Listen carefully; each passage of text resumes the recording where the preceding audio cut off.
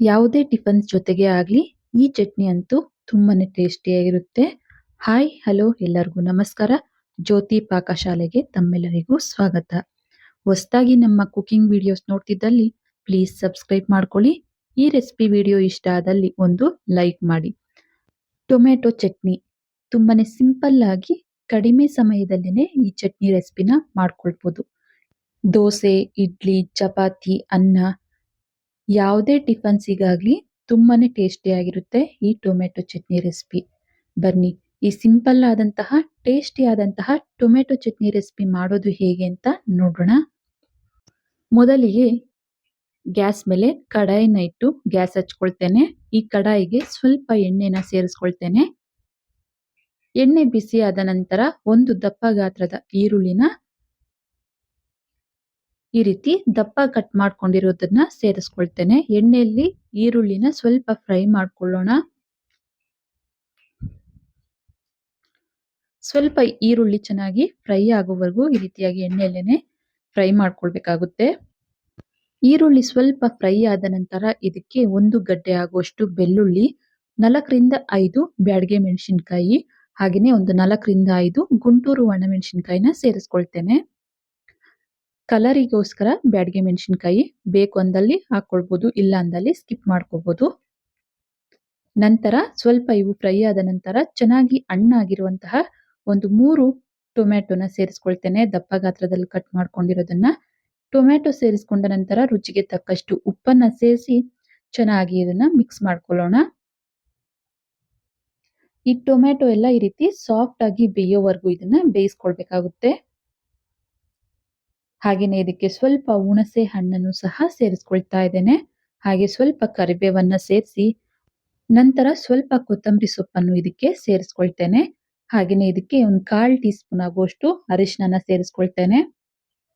ಹಾಗೇನೆ ಒಂದು ಅರ್ಧ ಟೀ ಸ್ಪೂನ್ ಆಗುವಷ್ಟು ಇದಕ್ಕೆ ಜೀರಿಗೆನೂ ಸಹ ಸೇರಿಸ್ಕೊಳ್ತೇನೆ. ಇವೆಲ್ಲವನ್ನ ಸೇರಿಸಿ ಚೆನ್ನಾಗಿ ಇದನ್ನ ಮಿಕ್ಸ್ ಮಾಡ್ಕೊಳ್ಳೋಣ. ಲೋ ಟು ಮೀಡಿಯಂ ಫ್ಲೇಮ್ ಅಲ್ಲೇ ಇನ್ನು ಸ್ವಲ್ಪ ಇವನ್ನ ಫ್ರೈ ಮಾಡ್ಕೊಳ್ಬೇಕಾಗುತ್ತೆ. ನೋಡಿ, 1-2 ನಿಮಿಷಗಳ ಕಾಲ ಫ್ರೈ ಮಾಡ್ಕೊಂಡ್ರೆ ಸಾಕಾಗುತ್ತೆ. ಈಗ ಗ್ಯಾಸ್ ಅನ್ನ ಆಫ್ ಮಾಡ್ಕೊಳ್ತೇನೆ. ಇದನ್ನ ಸ್ವಲ್ಪ ತಣ್ಣಗಾಗ್ಲಿಕ್ಕೆ ಬಿಡ್ತೇನೆ.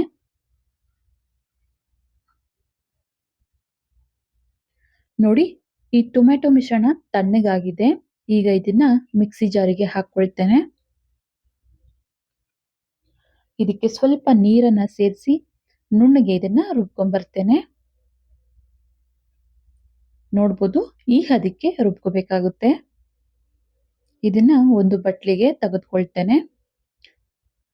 ನಾವು ಒಗ್ಗರಣೆಗೆ ಈ ಚಟ್ನಿನ ಸೇರಿಸಿ ಬೇಯಿಸೋ ಅವಶ್ಯಕತೆ ಇಲ್ಲ. ಎಲ್ಲವನ್ನ ನಾವು ಎಣ್ಣೆಯಲ್ಲಿ ಚೆನ್ನಾಗಿ ಫ್ರೈ ಮಾಡಿ ರುಬ್ಕೊಂಡಿರೋದ್ರಿಂದ ನಾವಿಲ್ಲಿ ಒಗ್ಗರಣೆಗೆ ಈ ಚಟ್ನಿನ ಸೇರಿಸಿ ಬೇಯಿಸೋ ಅವಶ್ಯಕತೆ ಇಲ್ಲ.